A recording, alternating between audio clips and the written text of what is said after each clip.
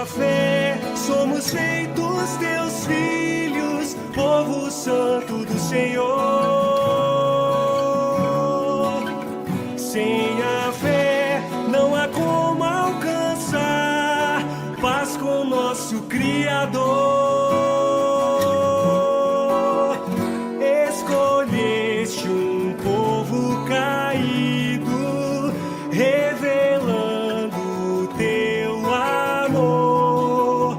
Deste fé ao homem pecador.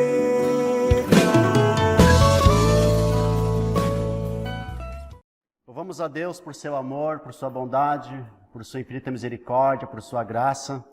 Nós estamos aqui para cultuarmos o nosso Senhor neste domingo, dia do Senhor, e nós somos a Capela Missional. Eu sou Rogério Nascimento e estamos neste culto online, mais um domingo, nesse tempo de quarentena, o tempo em que a igreja não pode estar presente, não pode fazer o seu culto presencial. Nós estamos com essa maravilha que é a tecnologia, oferecendo a todos os nossos irmãos a oportunidade de cultuar a Deus com a sua família, neste culto que é transmitido pela internet. Nós vamos ler o Salmo 150 e nos últimos meses, nós, culto após culto, nós lemos um salmo a partir do Salmo 1, e hoje nós estamos encerrando essa leitura dos Salmos. Vamos começar de novo no próximo domingo a partir do Salmo 1. Mas hoje nós vamos ler o Salmo 50, que diz assim: Aleluia! Louvai a Deus no seu santuário, louvai-o no firmamento, obra do seu poder. Louvai-o pelos seus poderosos feitos, louvai-o consoante a sua muita grandeza. Louvai-o ao som da trombeta, louvai-o com saltério e com harpa, louvai-o com adufes e danças, louvai-o com instrumentos de cordas e com flautas, louvai-o com símbolos sonoros, louvai-o com símbolos retumbantes. Todo ser que respira, louve ao Senhor. Aleluia. Vamos orar a Deus. Senhor Deus eterno, nós te louvamos, nós te bendizemos, nós te glorificamos. Reconhecemos que o Senhor é o nosso Deus, o Criador de todas as coisas, o Deus Criador dos céus e da terra, Pai de nosso Senhor Jesus Cristo, Deus Todo-Poderoso que enviou o Espírito Santo para estar conosco. Nós te bendizemos, nós te louvamos, nós exaltamos o teu nome, glorificamos o teu nome. Agora, Senhor, eu te peço a tua bênção a todos que estão nos acompanhando, a todos que estão cultuando ao Senhor conosco nessa transmissão. Que o Senhor abençoe a cada um e que este culto seja um meio de graça para abençoar a cada família que está acompanhando. Que o Senhor seja louvado, que o Senhor seja glorificado. Nós oramos em nome do Senhor Jesus Cristo. Amém. Meus irmãos, nós vamos a uma parte do louvor com o Natan e com o Igor. Cantem junto conosco, cultue a Deus junto conosco. Deus seja louvado.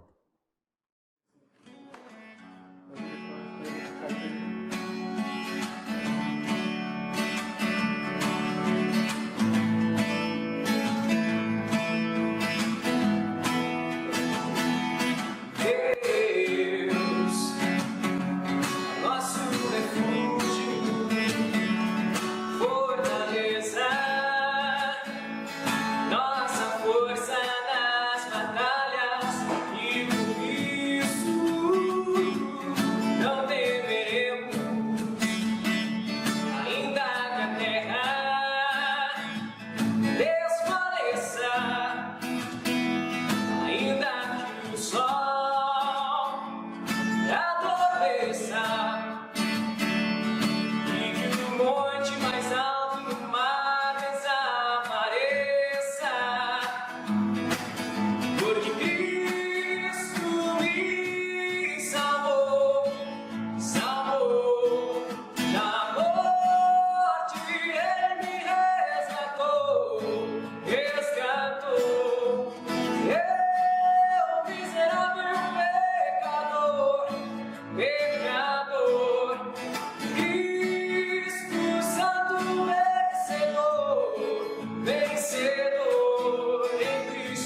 estou, em Cristo estou, em Cristo estou, em Cristo estou, em Cristo, em Cristo, Deus é a nossa rocha, salvação, pão da vida.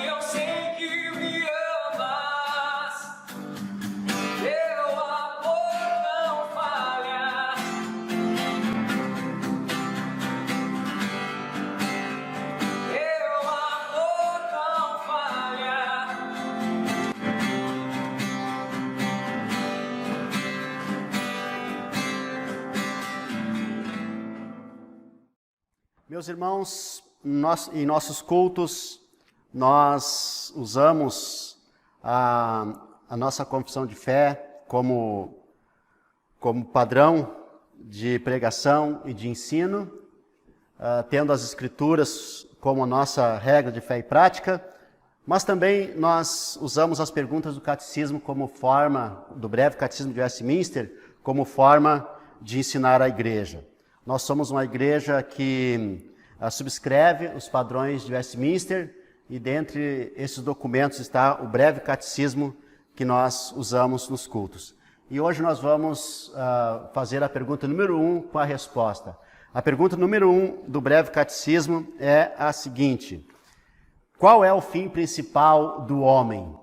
E a resposta, e aqueles que costumam nos acompanhar, respondam junto. A resposta é: o fim principal do homem é glorificar a Deus e gozá-lo para sempre.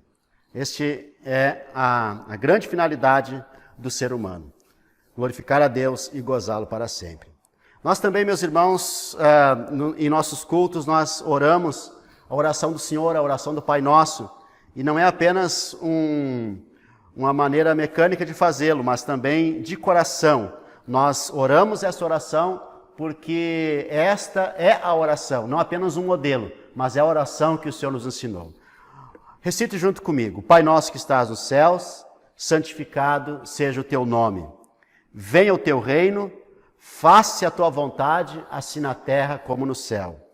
O pão nosso de cada dia dá-nos hoje, e perdoa-nos as nossas dívidas, assim como nós temos perdoado aos nossos devedores. E não nos deixes cair em tentação, mas livra-nos do mal, pois teu é o reino, o poder e a glória para sempre. Amém. Também, meus irmãos, nós costumamos em nossos cultos recitar os 10 mandamentos. E é importante que a igreja aprenda, recite, decore e pratique os 10 mandamentos. Aqueles que costumam nos acompanhar, repitam comigo, mandamento após mandamento. Primeiro mandamento: não terás outros deuses diante de mim. Segundo mandamento: não farás para ti imagem de escultura, nem semelhança alguma do que há em cima no céu ou embaixo da terra, não adorarás e nem prestarás culto. Terceiro mandamento: não tomarás o nome do Senhor teu Deus em vão. Quarto mandamento: lembra-te do dia do sábado para o santificar. Quinto mandamento: honra teu pai e a tua mãe. Sexto mandamento: não matarás. Sétimo mandamento: não adulterarás. Oitavo mandamento: não furtarás. Nono mandamento: não dirás falso testemunho contra o teu próximo. E 10º mandamento: não cobiçarás nada do teu próximo. E como nós temos falado, eu tenho falado nos últimos domingos, meus irmãos, prestemos atenção no mandamento número 6, não matarás.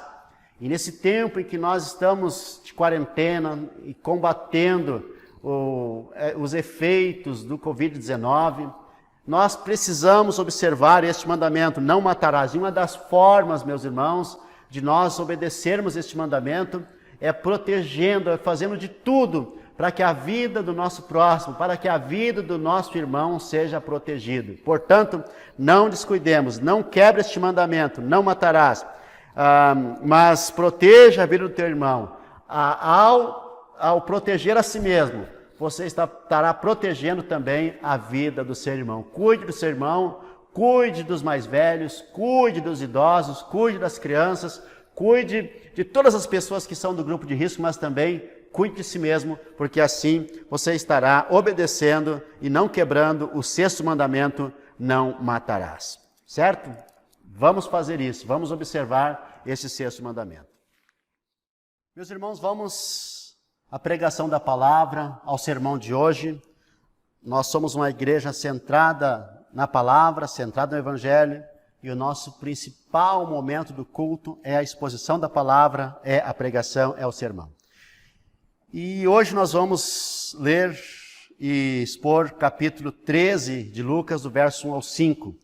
E neste tempo de quarentena, nesses cultos online, nós estamos numa série chamada a ira e a misericórdia de Deus. E hoje nós vamos ler então Lucas capítulo 13, verso 1 ao 5, que diz assim: Naquela mesma ocasião, chegando alguns falavam a Jesus a respeito dos galileus, cujo sangue Pilatos misturara com os sacrifícios que os mesmos realizavam. Ele, porém, lhes disse: Pensais que esses galileus eram mais pecadores do que todos os outros galileus, por terem padecido essas coisas? Verso 3, não eram. Eu vos afirmo.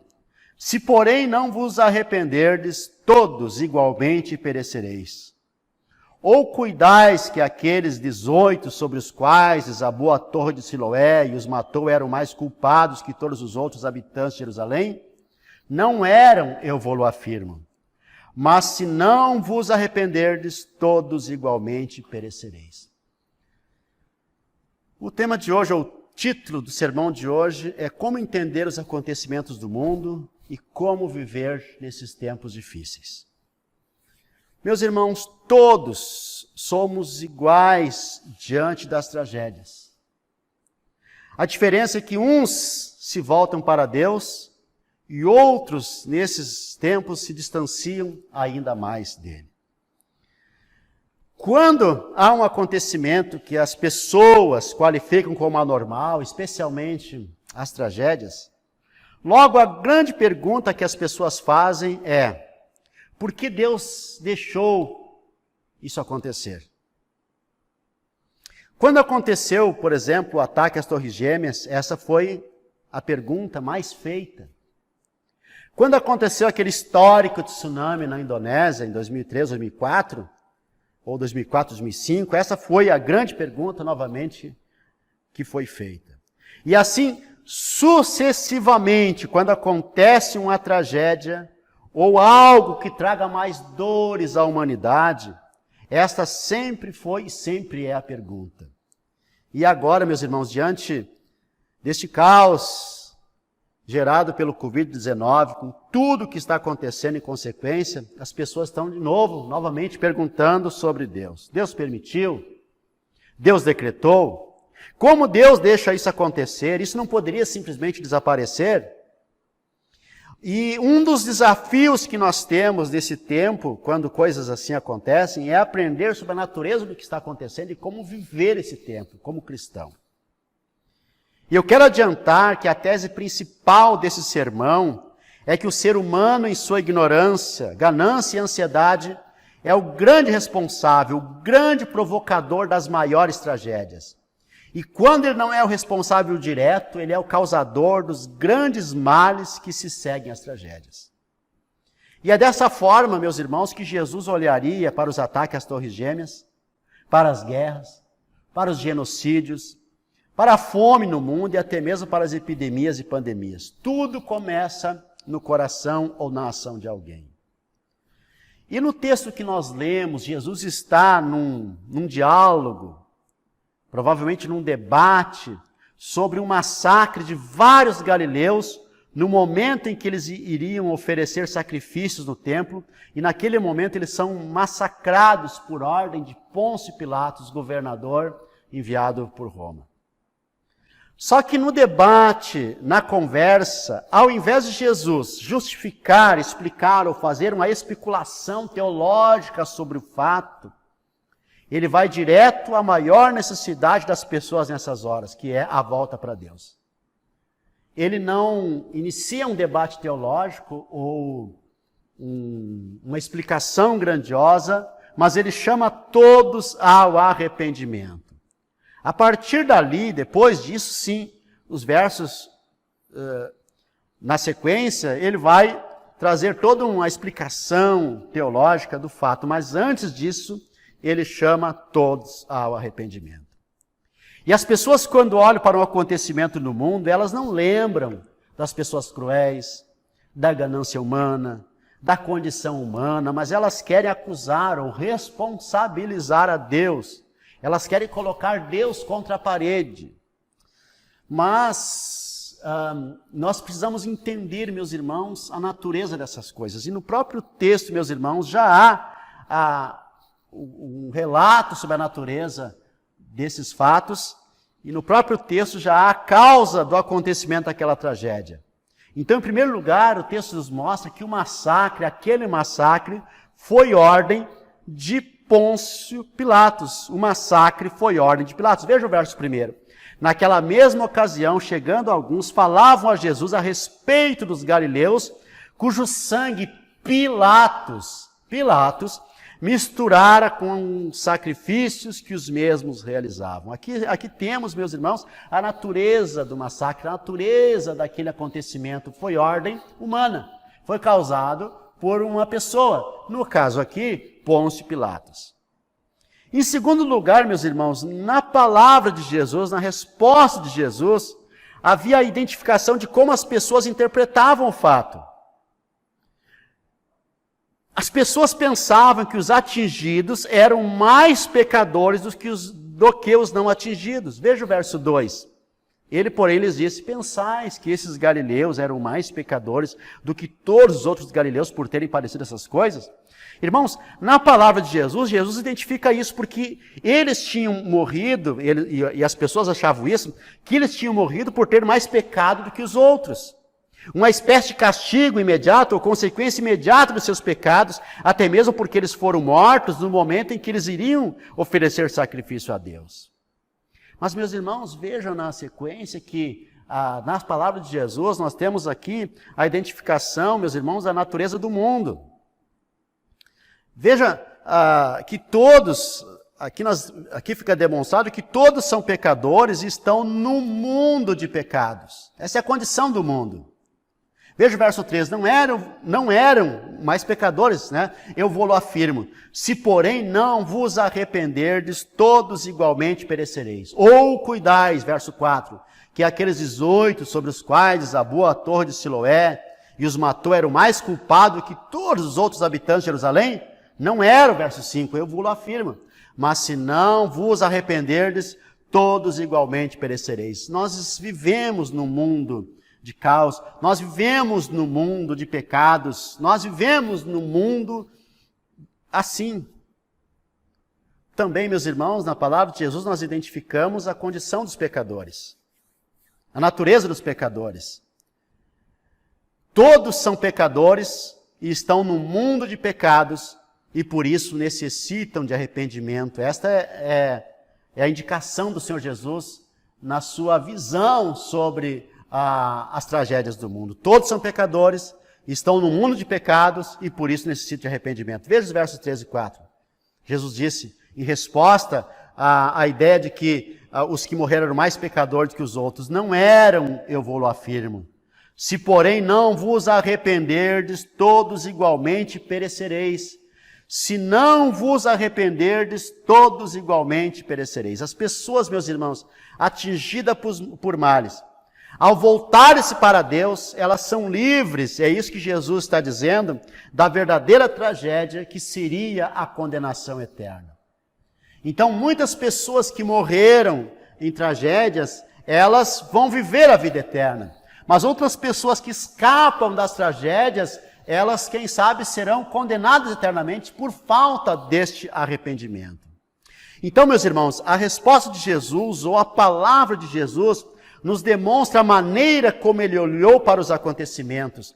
E nos mostra também, meus irmãos, como nós devemos entender o nosso mundo e também nos indica como nós devemos viver no mundo de dores. Irmãos, é dessa maneira, olhando para essa resposta de Jesus, para essas palavras de Jesus, que nós podemos entender o nosso mundo, as tragédias do nosso mundo, tudo que acontece de dores nesse mundo e também nos indica como nós devemos viver. E eu quero trazer aqui algumas considerações a partir das palavras de Jesus. Primeiro, irmãos, nós devemos considerar que nós vivemos em um mundo cheio de maldade e esta maldade vem do coração humano. O texto deixa claro que o autor daquele acontecimento foi a autoridade romana, Pilatos, o governador. Porém, meus irmãos, Jesus alerta que haverá prestação de contas diante de Deus. Deus não está impassível, Deus não está alheio ao que está acontecendo. E ao falar do arrependimento, ele está chamando as pessoas para uma conversão a Deus. Aquele acontecimento para Jesus era fruto da maldade humana. era fruto da falta de arrependimento. Pessoas não arrependidas, pessoas sem Deus ou que não estão em obediência a Deus, elas provocam males no mundo. Esta é a verdade, esse é o fato. Irmãos, vejam os chineses, por exemplo. Muitos acusam os chineses de comer as piores coisas, mas a minha pergunta é, será que eles fazem isso porque querem? Não será essa cultura que está sendo atacada, e com razão, não será essa cultura consequência de um histórico de fome e necessidade? E de onde vem o fato de que uns passam tanta necessidade e outros não? A resposta, meus irmãos, a triste resposta é que isso é fruto do egoísmo e da ganância de outros. De onde vem essa cultura, meus irmãos, de pessoas que comem até lixo? Elas não comem porque querem. E é isso que nós devemos entender, nós devemos ter misericórdia dessas pessoas. E quantas pessoas atacando, eu sei de notícias de até mesmo vizinhos chineses sendo atacados por moradores cristãos do lado. Irmãos, nós devemos ter misericórdia dessas pessoas, porque uma coisa é o governo chinês, outra coisa é o povo chinês. Por isso, meus irmãos, em segundo lugar, nós devemos considerar que nós vivemos em um mundo em decadência. Nós vivemos em um mundo em decadência. Jesus, ao comentar uma tragédia, lembrou de outra. Ao comentar a tragédia do massacre dos galileus, ele lembrou da queda da Torre de Siloé que aconteceu num terremoto. Nós vivemos em um mundo onde o mal acontece. E Jesus nos ensinou a orar, livra-nos do mal. Irmãos, este não é um mundo perfeito, nós aguardamos o mundo perfeito. Nós pregamos sobre o mundo perfeito, nós esperamos o mundo perfeito, nós cremos no mundo perfeito. Mas este mundo ainda não é perfeito. Todos morrem aqui. Todos sofrem aqui de algum mal. E desde a queda, desde o evento pecado, o ser humano mesmo construiu um mundo que, por um lado, aos poucos foi melhorando em muitos aspectos. E o mundo ainda está no sentido físico, de bem-estar, de tecnologia, de recursos, o mundo está melhorando. Mas o coração humano não melhora naturalmente. O egoísmo, a ganância, a maldade ainda é a cultura cultivada. O coração humano não mudou. O mesmo coração do homem das cavernas é o coração do mais instruído dos universitários. É o mesmo coração. Tem o mesmo grau, índice de pecado. Irmãos, nesse tempo em que direita e esquerda brigam, irmãos, o grupo da direita tem um coração pecaminoso, o grupo da esquerda tem um coração pecaminoso, todos estão debaixo da condenação, não há ninguém que faça o bem. Nós não podemos esperar em nenhum desses grupos, a nossa esperança, meus irmãos, está no Deus Criador de todas as coisas, no Senhor Jesus Cristo, na Trindade Santa, no Deus bendito. Ele é a nossa esperança, Ele é a nossa segurança, é nele que nós devemos nos apegar. Em terceiro lugar, meus irmãos, nós devemos considerar nesse tempo que as pessoas não querem se aproximar de Deus, apesar dos acontecimentos. Lá no início da humanidade, meus irmãos, havia um culto à impiedade. Hoje, este culto à impiedade, esse elogio ao que é sujo, este elogio à vida profana, é a cultura dominante do mundo. Irmãos, as pessoas se divertem. As pessoas se divertem com a sua vida imoral, as pessoas festejam com a sua vida iníqua. E em tempos de tragédias, meus irmãos, muitos se arrependem e se voltam para Deus, mas a maioria ainda continua na sua vida iníqua, gananciosa, egoísta. Eles continuam traindo, eles continuam brigando, eles continuam adulterando, eles continuam cultuando deuses falsos, não cultuando a Deus, desobedecendo aos pais, adulterando, matando, roubando, cobiçando. A maioria das pessoas, elas não se arrependem dos seus pecados, nem mesmo em tempos como este. Por isso, meus irmãos, Deus chama o seu povo ao arrependimento. É isso que diferencia o povo de Deus. Irmãos, e eu quero trazer mais um fato. Diante disso que Jesus falou, é que nós devemos considerar que num mundo assim, todos estão na mesma condição de vulneráveis. Mas o que faz diferença é o coração voltado a Deus. Jesus disse que aquele que não se arrepende perece. E esta é a maneira de Jesus falar da vida eterna. Não perecer é não se perder eternamente, é não ser condenado no juízo. Não perecer é herdar a vida eterna. Irmãos, quando nós cremos na vida eterna prometida nas Escrituras, a nossa visão da vida e do mundo ganha outra interpretação. A grande resposta de Deus a toda a maldade humana, a toda a tragédia do mundo é a cruz de Cristo. Ali, meus irmãos, onde a maldade humana foi demonstrada, ali na cruz, onde a maldade humana foi demonstrada, Jesus morrendo na cruz ofereceu o amor de Deus aos pecadores. Diante da tragédia que foi a cruz, diante da maldade demonstrada na cruz, irmãos, ali, na cruz, Deus ofereceu o seu amor, Jesus ofereceu o amor de Deus. Jesus morrendo na cruz oferece a eternidade ao pecador. Ele morre na cruz pelos pecadores, ele morre na cruz em substituição aos pecadores.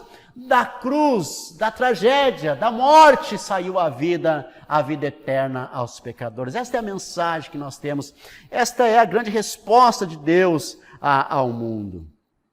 E por último, meus irmãos, nestes tempos, nós devemos considerar que não somos nós que julgamos o mundo, mas Deus.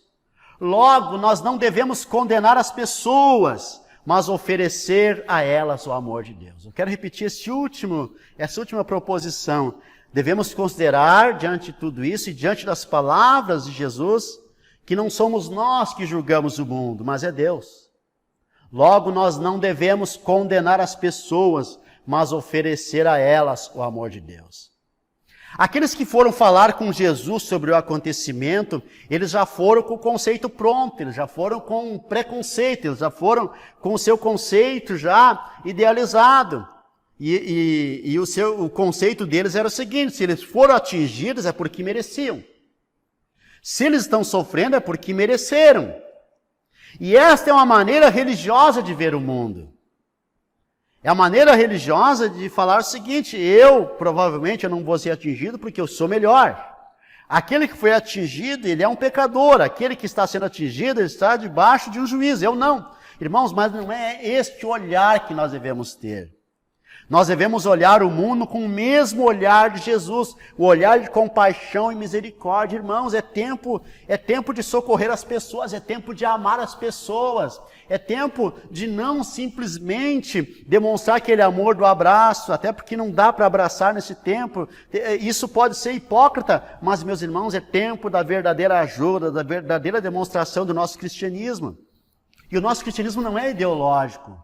O nosso cristianismo não é de direita ou de esquerda, o nosso cristianismo é de Deus, é de Jesus. Meus irmãos, eu conheço pessoas que não ajudam o próximo simplesmente por conta da sua ideologia. Irmãos, onde nós estamos? Irmãos, é no mundo que é no mundo de dores, meus irmãos, que o amor de Deus é pregado. E ao vermos as tragédias, preste atenção nisso. Irmãos, preste atenção nisso. Por favor, atente a isso. Por favor, meus irmãos, atente a essa palavra que eu estou transmitindo a vocês. Uma maneira de contrapor as tragédias é ajudar os atingidos e transmitir a todos o amor de Deus. O cristão é aquele que conheceu a bondade de Deus no mundo. O cristão é aquele que conheceu a graça de Deus no mundo. O cristão é aquele que conheceu a benevolência de Deus e a sua misericórdia infinita, a sua infinita misericórdia e a sua infinita graça.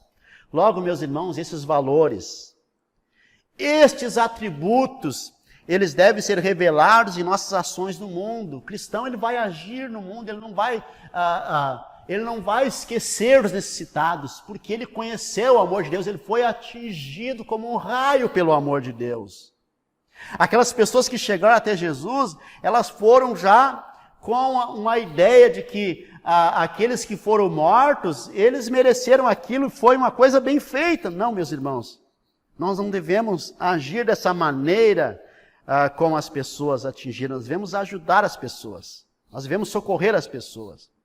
É isso que devemos fazer, nós devemos confiar no Senhor, levar outras pessoas a fazerem o mesmo. A igreja, ela precisa, nesse tempo, meus irmãos, demonstrar. Olha, eu não vou fazer uma defesa aqui ao não templo, a não utilidade do templo. O templo é importante, o templo é bom, ter um templo é bom, óbvio que é bom, é uma bênção, necessitamos, é útil, tudo que vocês possam imaginar. Porém, nós precisamos aprender que o templo, meus irmãos, não é o que faz a igreja. É tempo da igreja viver a melhor das vidas longe do templo. Assim como lá no cativeiro babilônico, o povo de Israel perdeu o seu templo, perdeu o local do seu sacrifício, eles foram levados para longe, meus irmãos, mas foi lá que eles foram mais fiéis. Foi lá que eles aprenderam a ser dependentes de Deus. Foi lá que eles foram libertos da idolatria. Que esse tempo, meus irmãos, longe dos nossos templos, também seja um tempo de libertação da igreja, da idolatria da igreja, do egoísmo da igreja, da megalomania da igreja, da mania de grandeza da igreja. Nós estamos no mundo, meus irmãos, para socorrer o mundo, ajudar, amparar, socorrer, repartir o que temos, repartir a nossa vida, oferecer ajuda, oferecer socorro. Esta é a maneira de como nós devemos viver nesses tempos difíceis. Este é um chamado à igreja, este é um chamado ao amor, esse é um chamado aos cristãos redimidos por Jesus na cruz, aqueles que tiveram seus pecados perdoados, aqueles que sabem que escaparam da ira. Este é o tempo da igreja demonstrar que o coração da igreja é cheio de amor, que a igreja aprendeu sobre o reino de Deus, que a igreja aprendeu sobre Deus, que a igreja realmente é o povo de Deus na terra e é o povo que está com o coração solícito ao necessitado, solícito àquela pessoa que se sente desamparada. Irmãos, é tempo de nós agirmos como igreja, socorrendo o mundo, amparando o mundo e tendo misericórdia de todos. Tenha misericórdia das pessoas, porque Deus te demonstrou e te ofereceu misericórdia. Vamos orar a Deus, meus irmãos. Vamos orar a Deus. Senhor Deus eterno, nós te bendizemos, nós te glorificamos. Que tempo difícil que nós estamos vivendo, Senhor. Que tempo difícil as pessoas estão vivendo, há medo no coração das pessoas. Muitos que estão cultuando conosco nessa transmissão estão com medo, e o medo faz parte da condição humana, o medo faz parte da natureza humana, o medo faz parte da nossa humanidade. Senhor, as pessoas estão com medo de ficarem doentes, medo que suas famílias contraiam uma doença grave, medo de passar necessidade, medo do caos, medo da crise. Mas, Senhor, ilumina as nossas mentes, Senhor, com esta palavra que nós somos chamados a socorrer. E mesmo que o mundo termine, o teu amor nos ampara, nós não pereceremos eternamente, porque nós recebemos a vida eterna. Nós escapamos da maior das tragédias, que é o teu juízo. E hoje, Senhor, nós temos a revelação do teu amor. Por isso, Senhor, nos ensina, mesmo no caos, a brilhar na vida das pessoas, aos nossos vizinhos, ao necessitado, que nós encontremos, Senhor, que todos encontrem uma maneira de amparar, uma maneira de ajudar, uma maneira de ser igreja presente para socorrer o mundo necessitado. A igreja sendo uma luz no mundo de trevas, a igreja sendo amor no mundo de ódio, no mundo de divisões. Que o teu nome seja glorificado por meio da igreja que foi redimida dos seus pecados por Jesus na cruz. Eu oro em nome de Jesus. Em nome de Jesus. Amém. Amém. Que haja paz nos corações. E nós vamos, neste momento, ter mais um momento de música, um momento de cânticos, para que o nosso coração se alegre diante de Deus.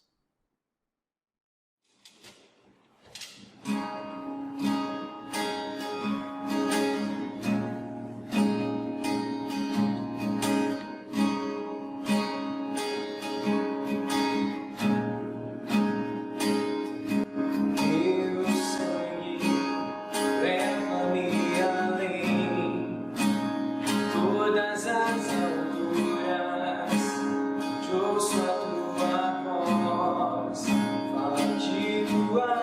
justiça pela minha vida. Jesus, esse é o teu sangue.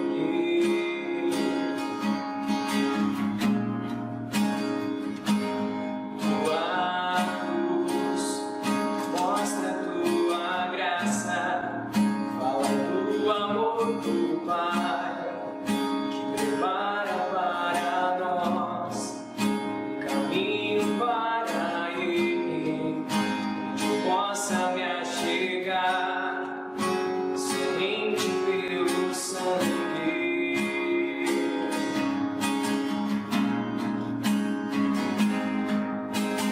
Que nos lava dos pecados, que nos traz restauração. Nada além do sangue, nada além do sangue de Jesus.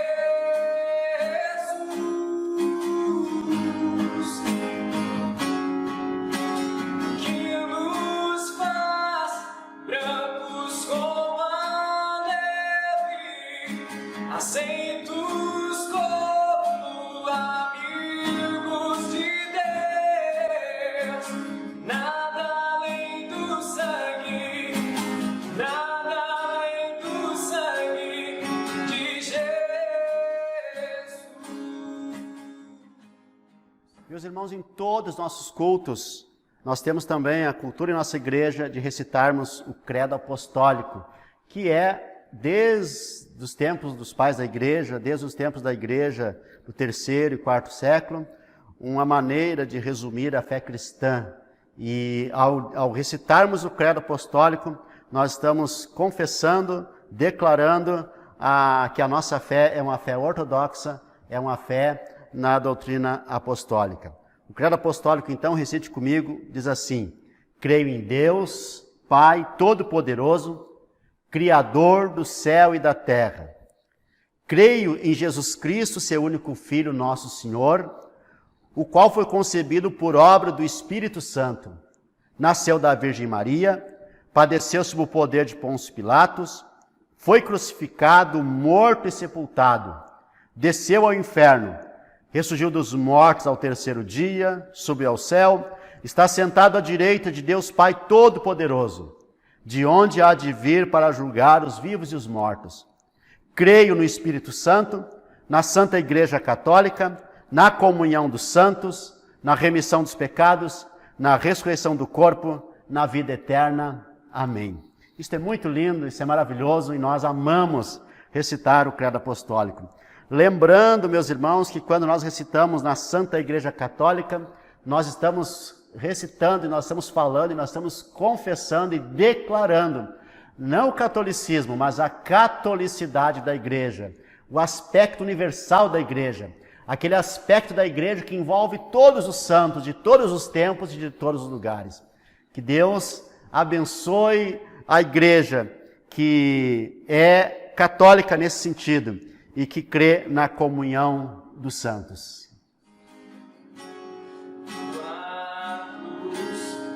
Mostra tua graça, fala do amor do Pai, para nós um caminho para Ele, onde eu possa me achegar somente pelo sangue.